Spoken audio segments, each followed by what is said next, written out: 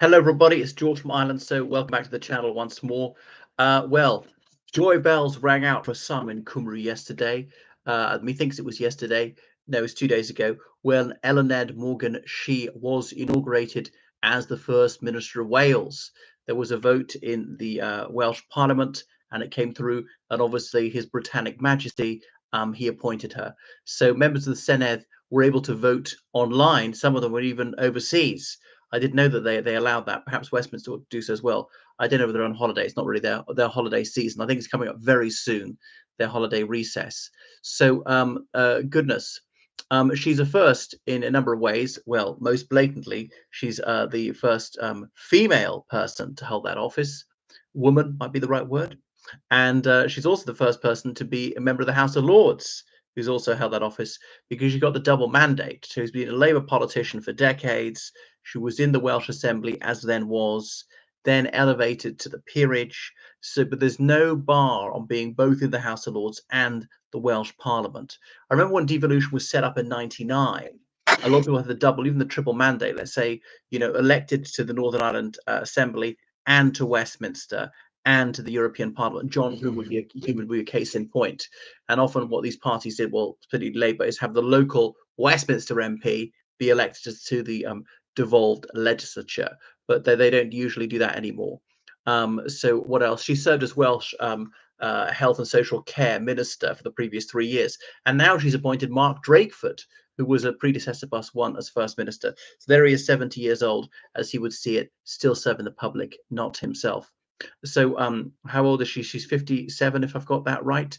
Um, so born in Wales. Father was a church in Wales priest. Used to be called the Church of England, with the Welsh whatever disestablished back about 1920. The Anglicans then became the Church in Wales, not the Church of Wales. So went to a state school and then the United World College of the Atlantic, which is in Wales. But wait a second, that's an independent school. Boo! But she went there for free because she was a scholar, not very socialist, and the University of Hull. So she's married to a GP. I think nobody else has been the spouse of a doctor who served in that office. But there have only been 6 people who've served as First Minister of Wales. So it was Alan Michael was the first. The real peak of his career was when he met me at about 2000, and he didn't like it when I put my hand up, saying "Put your hand up," and blah blah blah, thinking nobody would. Ooh, got him. Told me how he'd previously been a journalist and a social worker, and working with people in deprivation is what led him into politics. But anyway, so she's taking over. People say, is there a crisis in Welsh Labour? Because she's their third First Minister in 4 months. You remember Mark Drakeford decided to call it a day.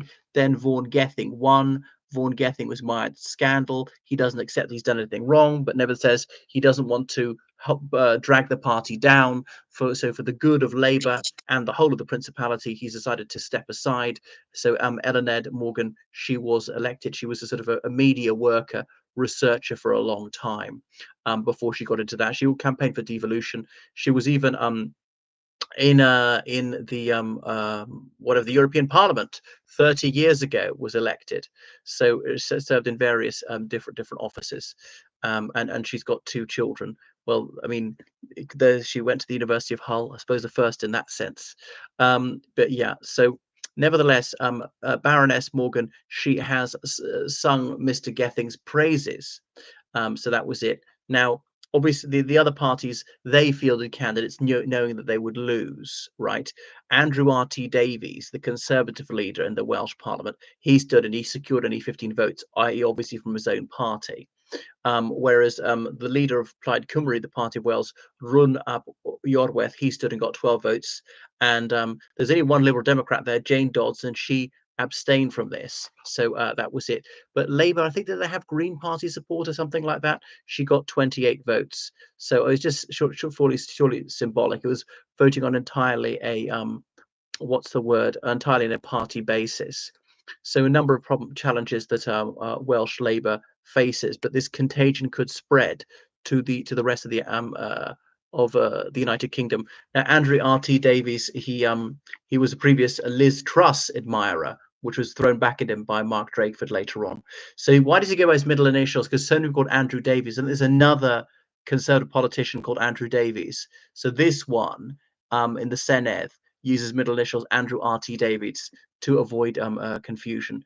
very unimaginative name. Andrew, bit of a drip name with Andrew, and begins with and.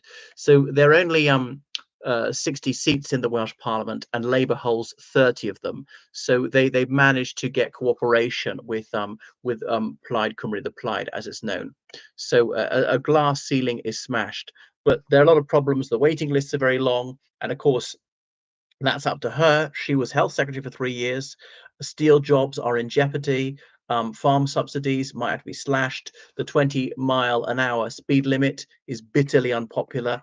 Is she going to perform a U-turn on that? Pun intended. And what else may she have to do? Other things are in tray. The cost of living is pretty high, so people are falling into poverty. This from a party which claims its top priority is poverty relief. And then there's going to be a budget deal to come up, and other parties like whatever, Plaid Cymru, the Liberal Democrat, they might demand a very high price for her to do that. Now, she's got another couple of years till the next election to the Welsh Parliament. So she's the sixth person to be First Minister of Wales, and all of them in Labour. There have been 6 elections to the Welsh Parliament, and Wales has won every single one. Not Wales, sorry, Labour's won every single one. Don't want to say that those two words are synonymous. So, and very likely Labour will win again, but even by a reduced majority. I mean, may be a sort of a minority government, might have to go into coalition again. But it's very hard to see them not being the biggest party in terms of vote share, and indeed number of MSs, as in members of the Senedd. I know it's a rather unfortunate set of initials, because people think multiple sclerosis. Senedd being the Welsh word for parliament. So there they are in Cathis Park near the bay. So it's a very, very modern building. So she's not even that well known, though she is a seasoned political veteran, not particularly popular in the grassroots, doesn't seem to have enemies, won't set the world ablaze. But is it more of a big deal having a woman as first minister than a visible ethnic minority person? It's debatable.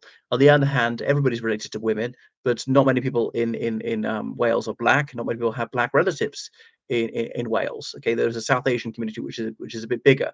So maybe that was more of a breakthrough when Vaughan Gething held that office. Maybe it's faintly surprising that Eluned Morgan got it, because to begin with, it looked like that somebody else was going to get it.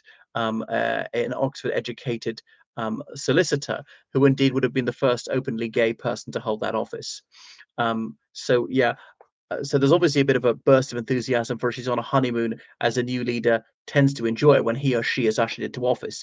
But that's going to evaporate quite quickly. Remember, as happens, the UK Labour government has lost that as well. I mean, I think Labour in Wales is slightly on the up, because there's a bit of a fillip from having done well at a Westminster level. So I don't see how she's going to have solutions to these.